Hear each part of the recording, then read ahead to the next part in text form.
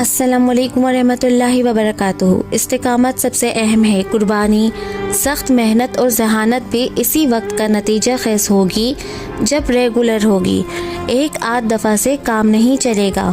خرگوش اور کچھوے کی کہانی میں خرگوش کا اسٹارٹ اچھا تھا لیکن وہ ٹیمپو برقرار نہیں رکھ سکا، استقامت نہیں تھی۔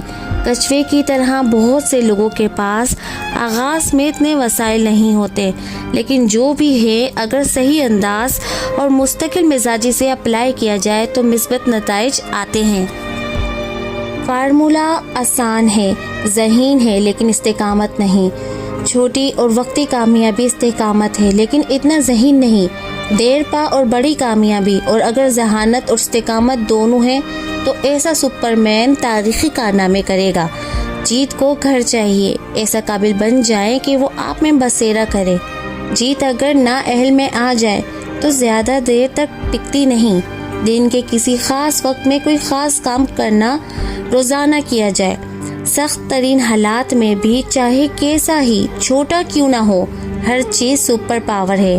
مستقل مزاجی سوئی ہوئی صلاحیتوں کو جگاتی ہے اور مواقع ضائع نہیں ہونے دیتی۔ جیت کے لیے ضروری ہے کہ ضدی ہو جائے، ایسی وجوہات ڈھونڈیں جو آپ کو چلاتی رہیں ایسے وقت میں بھی جب چلنا بہت مشکل ہو جائے۔ خواب اور حقیقت کے درمیان ناکامیابیوں اور سخت محنت کی گہری کھائی ہوتی ہے۔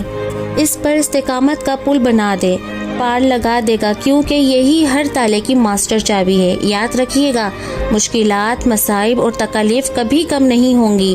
زندگی ہر ایک کو توڑتی ہے، بس حوصلے، برداشت اور صبر کی دعا مانگنا چاہیے۔